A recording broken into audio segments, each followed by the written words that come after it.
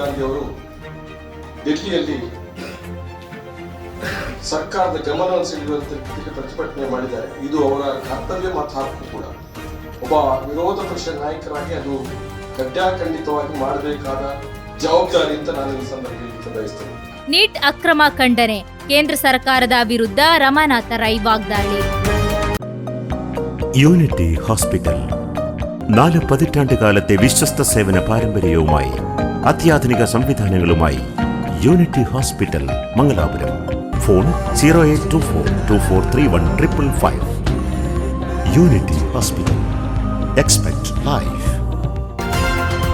ಲೋಕಸಭೆ ಅಧಿವೇಶನದ ವೇಳೆ ನೀಟ್ ಪರೀಕ್ಷೆಯಲ್ಲಿನ ಅಕ್ರಮ ಹಾಗೂ ವಿದ್ಯಾರ್ಥಿಗಳ ಸಮಸ್ಯೆಗಳನ್ನು ಮುಂದಿಟ್ಟುಕೊಂಡು ವಿರೋಧ ಪಕ್ಷಗಳು ನಡೆಸುತ್ತಿರುವ ಪ್ರತಿಭಟನೆ ಪ್ರಜಾಪ್ರಭುತ್ವದ ಹಕ್ಕಾಗಿದೆ. ವಿರೋಧ ಪಕ್ಷದ ನಾಯಕ ರಾಹುಲ್ ಗಾಂಧಿ ಹಾಗೂ ಕಾಂಗ್ರೆಸ್ ನಾಯಕಿ ಪ್ರಿಯಾಂಕಾ ಗಾಂಧಿ ಅವರನ್ನು ಬಂಧಿಸಿರುವುದು ಮತ್ತು ಅವರ ಮೇಲೆ ಹಲ್ಲೆ ನಡೆಸಿರುವುದು ಖಂಡನೀಯ ಎಂದು ಮಾಜಿ ಸಚಿವ ಬಿ ರಮಾನಾಥ ರೈ ಹೇಳಿದರು.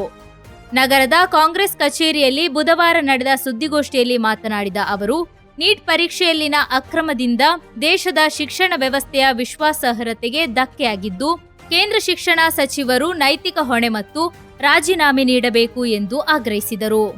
ಹಿಂದೆ ವಿವಿಧ ಹಗರಣಗಳ ಸಂದರ್ಭದಲ್ಲಿ ಕಾಂಗ್ರೆಸ್ ನೇತೃತ್ವದ ಸರ್ಕಾರಗಳು ಜಂಟಿ ಸಂಸದೀಯ ಸಮಿತಿ ರಚಿಸಿ ತನಿಖೆಗೆ ಅವಕಾಶ ಕಲ್ಪಿಸಿದ್ದವು.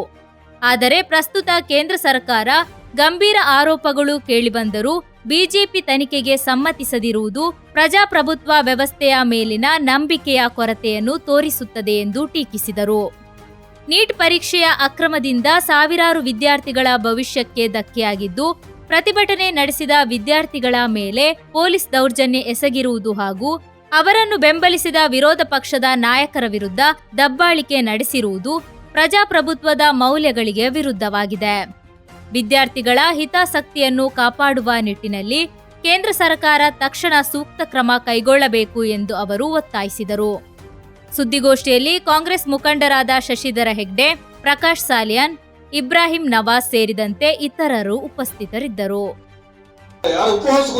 ಅಪಹಾಸ್ಯ ಮಾಡತಕ್ಕಂಥದ್ದು ಎಲ್ಲಿವರೆಗೆ ಅಂತ ಹೇಳಿದ್ರೆ ಅವರು ದೇಶ ದ್ರೋಹಿಗಳು ಅನ್ನತಕ್ಕಂಥ ರೀತಿಯಲ್ಲಿ ಬಿಂಬಿಸ್ತಕ್ಕಂಥದ್ದು ಕೂಡ ಬಹುಶಃ ಇದು ಒಂದು ಆಡಳಿತ ಪಕ್ಷಕ್ಕೆ ಶೋಭೆ ತರ್ತಕ್ಕಂಥ ವಿಚಾರ. ಅವರ ಸಾಮಾನ್ಯ ಕಾರ್ಯಕರ್ತರು ಮುಖಂಡರು ಏನು ಆರೋಪಗಳನ್ನು ಮಾಡ್ತಾರೆ, ಆದ್ರೆ ಅವರು ಅರ್ಥ ಮಾಡಬೇಕು, ವಿದ್ಯಾರ್ಥಿಗಳಲ್ಲಿ ಅದೆಷ್ಟೋ ಮಕ್ಕಳು ನೀಟ್ ಪರೀಕ್ಷೆಯಲ್ಲೇ ಸೋರಿಕೆ ಆತ್ಮಹತ್ಯೆ ಮಾಡಿರ್ತಕ್ಕಂಥದ್ದು ಅವರ ಕುಟುಂಬದ ಮಕ್ಕಳಾಗಿ ಅವ್ರು ಏನ್ ಮಾಡ್ತಿದ್ರು ಅನ್ನುವಂಥ ಪ್ರಶ್ನೆಯನ್ನ ನಾವು ಕೇಳಬೇಕಾಗಿದೆ.